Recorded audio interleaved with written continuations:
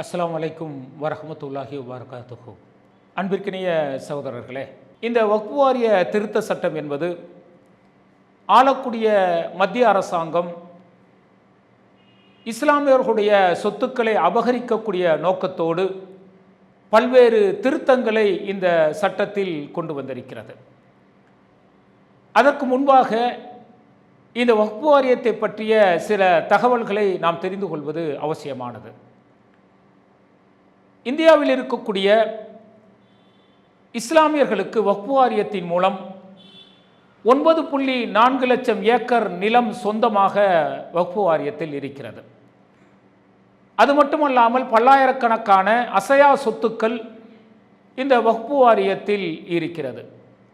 இந்த வக்ஃப் வாரியத்திற்கு இந்த சொத்துக்கள் எப்படி வந்தது என்று சொன்னால், நாட்டை ஆண்ட இஸ்லாமிய மன்னர்கள், இஸ்லாமிய செல்வந்தர்கள், ஜமீன்கள், இஸ்லாமிய சராசரி சாதாரண வாழ்க்கை வாழக்கூடிய மக்கள் இந்த இஸ்லாமியர்களுடைய மேம்பாட்டிற்காக, இஸ்லாமியர்களுடைய வாழ்க்கை தரம் உயர்வதற்காகவும், அவர்கள் மார்க்கம் சார்ந்த பல்வேறு பணிகளை செய்வதற்காகவும் தங்களுடைய சொத்துக்களை பள்ளிவாசல்களுக்கு தானமாக எழுதி கொடுத்தார்கள். இது முழுக்க முழுக்க இப்படி தங்களுடைய சொத்துக்களை இறைவன் வழியில் செலவு செய்தால் மறுமையில் இறைவன் அவர்களுக்கு மகத்துவமான கூலியை கொடுப்பான் என்கின்ற அந்த உயர்ந்த நோக்கத்தோடு இந்த சொத்துக்கள் பள்ளிவாசல்களுக்கு எழுதி கொடுக்கப்பட்டது. இப்படி நாடு முழுவதும் இருக்கக்கூடிய பள்ளிவாசல்களுக்கு பல்லாயிரக்கணக்கான ஏக்கர் நிலங்களும் அசையா சொத்துக்களும் இருந்தது. இந்த சொத்துக்களை பாதுகாப்பதற்கு 1928ஆம் ஆண்டு வக்ஃப் வாரியம் என்கின்ற ஒரு வாரியம் தொடங்கப்பட்டது. இது அரசாங்கத்தால் கண்காணிக்கப்பட்டு இந்த சொத்துக்கள் முறைப்படுத்தப்பட்டு இந்த சொத்துக்கள் மூலம் கிடைக்கக்கூடிய வருமானம் சிறுபான்மையினுடைய வளர்ச்சிக்கும் அவர்களுடைய மேம்பாட்டுக்கும் பயன்படுத்தப்படும் என்கின்ற உயரிய நோக்கத்தோடு இந்த வக்ஃப் வாரியம் தொடங்கப்பட்டது. அரசாங்கமே கண்காணிக்கும் பொழுது இந்த சொத்துக்கள் முறைப்படுத்தப்படும், இதை யாரும் அபகரிக்க முடியாது, இதிலிருந்து கிடைக்கக்கூடிய வருமானம் இஸ்லாமியர்களுடைய நலனுக்காக பயன்படுத்தப்படும் என்கின்ற எண்ணம் இஸ்லாமியர்களுக்கு இருந்தது. அதன் விளைவாக இந்த வக்ஃப் வாரிய சட்டத்தில் அவ்வப்போது சில திருத்தங்கள் கொண்டு வரப்பட்டு 1958ஆம் ஆண்டு சில திருத்தங்கள் முறைப்படுத்தப்பட்டு நாடு முழுவதும் வக்ஃப் வாரியம் மிக சிறப்பாக செயல்பட தொடங்கியது. ஒவ்வொரு மாநிலத்திலும் அந்த வக்ஃப் வாரிய நிர்வாகிகள் தேர்வு செய்யப்பட்டு அவர்கள் அந்த வக்ஃப் வாரிய சொத்துக்களை கண்காணிப்பார்கள். அந்த அசையா சொத்துக்கள் மூலம் வரக்கூடிய அந்த வருமானத்தை கணக்கிட்டு அதை பள்ளிவாசல்களுடைய நிர்வாகிகளுக்கும் நிர்வாகத்திற்கும்,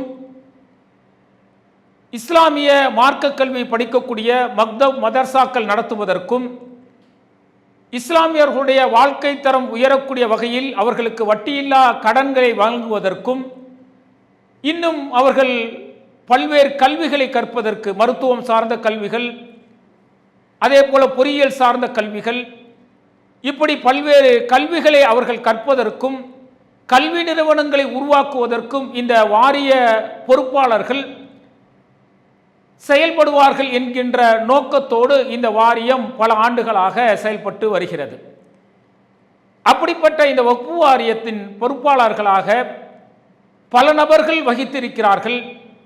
ஆனால் அவர்கள் இந்த இஸ்லாமியர்களுடைய நலனை காக்கக்கூடிய வகையில் இந்த பொறுப்பாளர்கள் செயல்பட்டார்களா என்றால் இல்லை என்பதுதான் யதார்த்தமான உண்மை.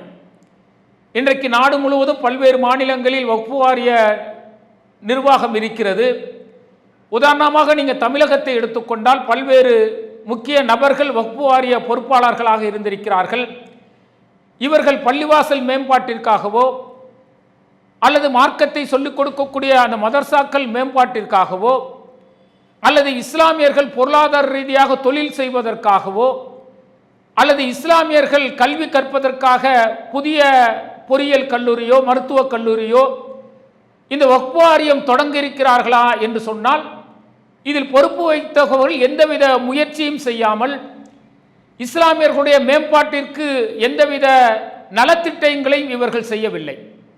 மதுரையில் இருக்கக்கூடிய வக்ஃப் வாரிய கல்லூரியை தவிர வேற இந்த கல்வி நிறுவனமும் தமிழகத்தில் இல்லை என்பதுதான் யதார்த்தமான உண்மை.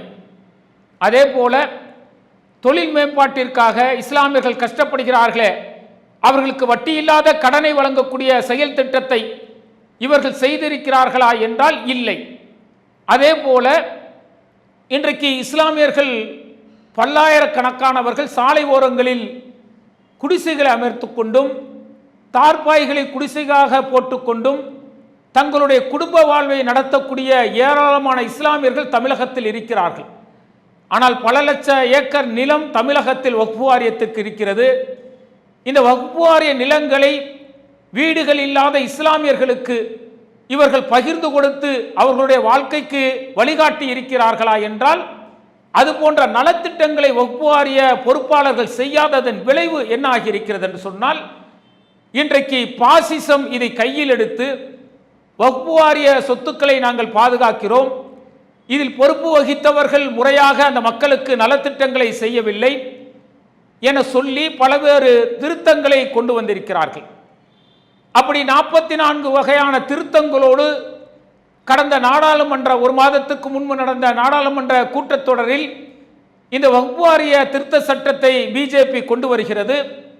அப்போது எதிர்க்கட்சியாக இருக்கக்கூடிய காங்கிரஸ் கட்சி தலைவர் ராகுல் காந்தி முதல் அந்த கட்சியின் நாடாளுமன்ற உறுப்பினர்கள் அனைவரும், அதே போல திராவிட முன்னேற்ற கழக எம்பி கனிமொழி அந்த கட்சியை சார்ந்த நாடாளுமன்ற உறுப்பினர்கள், அதே போல சிவசேனா கட்சியை சார்ந்த நாடாளுமன்ற உறுப்பினர்கள், அதே போல பல்வேறு மாநிலங்களில் இந்திய கூட்டணியில் அங்க வகிக்கக்கூடிய கட்சியை சார்ந்த நாடாளுமன்ற உறுப்பினர்கள் மிக கடுமையாக ஆளக்கூடிய பிஜேபிக்கு கண்டனத்தை தெரிவிக்கிறார்கள். இந்த சட்ட திருத்தத்தை நிறைவேற்றக்கூடாது என்று அவர்களுடைய கடுமையான எதிர்ப்புக்கு பிறகு ஆளக்கூடிய பிஜேபி அரசாங்கம் ஒரு நாடாளுமன்ற கூட்டுக்குழுவை இதற்காக நியமிக்கிறது.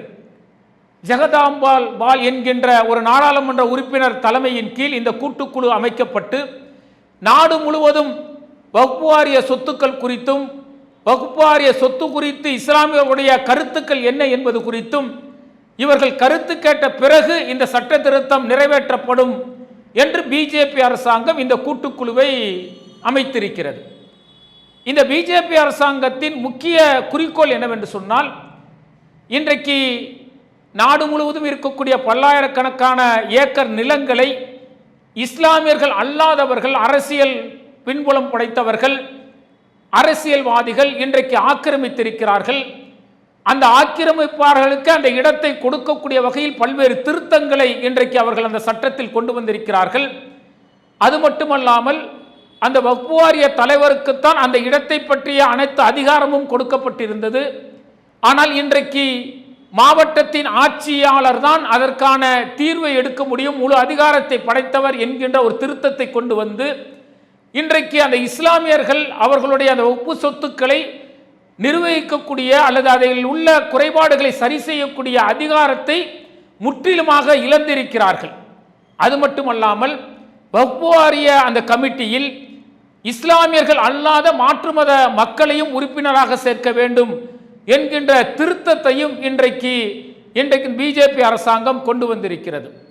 இது எந்த அளவிற்கு பாதகமானது என்று சொன்னால், சிஏஏ என்று சொல்லக்கூடிய குடியுரிமை சட்டத்தை காட்டிலும் இது இஸ்லாமியர்களுடைய அந்த மார்க்க கொள்கைக்கு, அவர்களுடைய அந்த கொள்கையே தடுமாற செய்யக்கூடிய அல்லது அவர்களுடைய அந்த மார்க்க கொள்கையின் உரிமைகளை பறிக்கக்கூடிய ஒரு அபத்தமான முடிவை இன்றைக்கு பிஜேபி அரசாங்கம் எடுத்திருக்கிறது. இன்றைக்கு வக்ஃப் வாரியங்கள் தான் நாடு முழுவதும் இருக்கக்கூடிய பல்லாயிரக்கணக்கான பள்ளிவாசல்களை நிர்வகிக்கிறது. அந்த பள்ளிவாசல்களில் தொடர்ந்து நடைபெறக்கூடிய மதர்சாக்களை இந்த வக்ஃப் வாரியங்கள் தான் நிர்வாகம் செய்து கொண்டிருக்கிறது. அவ இஸ்லாமியர்களுடைய சொத்துக்களை இஸ்லாமியர்களே நிர்வாகம் செய்தால்தான் அது எப்படி செய்யப்பட வேண்டும், எந்தெந்த மாதிரியான பணிகளுக்கு அது செலவிடப்பட வேண்டும் என்பதை சரியாக நிர்ணயம் செய்ய முடியும். அதில் ஒரு மாற்று மத சகோதரர் வந்தார் என்று சொன்னால் அந்த இஸ்லாமிய கொள்கைக்கு மாற்றமாக அவர் ஒரு கருத்தை அதில் திணிப்பார், அதை செய்ய வேண்டும் என்று கட்டாயப்படுத்துவார். இதனால் இன்றைக்கு மத சுதந்திரம் என்பது, ஜனநாயக உரிமை என்று சொல்லக்கூடிய இந்த மன சுதந்திரம் என்பது முற்றிலுமாக இஸ்லாமியரிடத்திலிருந்து பறிக்கப்படும். அப்படிப்பட்ட ஒரு அபத்தம் எதில் இருக்கிறது என்று சொன்னால், இந்த வக்ஃப் வாரிய கமிட்டியில் மாற்று மத மக்கள் உறுப்பினராகும் பொழுது இந்த மார்க்க கொள்கை, இந்த இஸ்லாமியர்களுடைய அந்த மார்க்க கோட்பாடுகளே தடமாறக்கூடிய நிகழ்வு ஏற்படும் என்பதை நாம் கவனத்தில் கொள்ள வேண்டும். இன்றைக்கு அறநிலையத்துறைக்கு கீழ் ஏராளமான இந்துக்களுடைய ஆன்மீக தலங்கள் இருக்கிறது. அதை ஒரு இஸ்லாமியர்கள் நிர்வகித்தால் அதை நம்முடைய இந்து சகோதரர்கள் ஏற்றுக்கொள்வார்களாம்? அவர்களுடைய ஆன்மீக விதி, ஆன்மீக முறைகள் என்பது வேறு விதமாக இருக்கும். அவள் இஸ்லாமியருடைய எண்ணம் அங்கு நடைமுறைப்படுத்துவதில் சிக்கல் ஏற்படும். அப்ப அதுபோலத்தான் வக்ஃப் வாரியத்தில் இஸ்லாம் அல்லாதவர்கள் உறுப்பினராக ஆகினார்கள் என்று சொன்னால் காலப்போக்கில் அவர்கள் வேறு விதமான கருத்துக்களை இதில் திணிக்க முயற்சிப்பார்கள். அதனால் வக்ஃப் வாரிய என்பது எதற்காக தொடங்கப்பட்டதோ அது முற்றிலுமாக அது சிதைக்கப்படக்கூடிய நிகழ்வுகள் இருக்கிறது. இதுபோல ஏராளமான திருத்தங்கள், 44 வகையான திருத்தங்களை இன்றைக்கு மத்திய அரசாங்கம் கொண்டு வந்திருக்கிறது. இது முழுக்க முழுக்க இன்றைக்கு இராணுவத்திற்கு பிறகு, இந்திய ரயில்வே துறைக்கு பிறகு அதிக சொத்துக்களை வைத்திருக்கக்கூடிய ஒரு வாரியம் வக்ஃப் வாரியம். அந்த சொத்துக்களை, அந்த நிலங்களை அபகரிக்கக்கூடிய நோக்கத்தோடு இன்றைக்கு ஆளக்கூடிய பிஜேபி அரசாங்கம் இன்றைக்கு இந்த திருத்தங்களை கொண்டு வந்திருக்கிறது. இதை அரசியல்வாதிகளுடைய கவனத்திற்கும், அமைச்சர்களுடைய கவனத்திற்கும், பொதுமக்களுடைய கவனத்திற்கும், நீதியை நிலைநாட்டக்கூடியவர்களுடைய கவனத்திற்கும் கொண்டு செல்லக்கூடிய வகையில் அனைத்து சகோதர சகோதரிகளும் உங்களுடைய கண்டனத்தை பதிவு செய்யுங்கள். இது மத்திய அரசாங்கத்தின் கவனத்திற்கு செல்லும். அந்த கவனம் இந்த திருத்த சட்டத்தை தோல்வியடைய செய்யக்கூடியதாக இருக்கும். எனவே இஸ்லாமிய சகோதர சகோதரிகள் மட்டுமல்லாமல் நடுநிலையான சகோதரர்களும் உங்களுடைய நல்ல கருத்தை இதில் பதிவு செய்ய வேண்டும் என்பதை நாங்கள் தாழ்மையோடு கேட்டுக்கொள்கின்றோம். அஸ்ஸலாமு அலைக்கும் வரஹ்மத்துல்லாஹி வபரகாத்துஹு.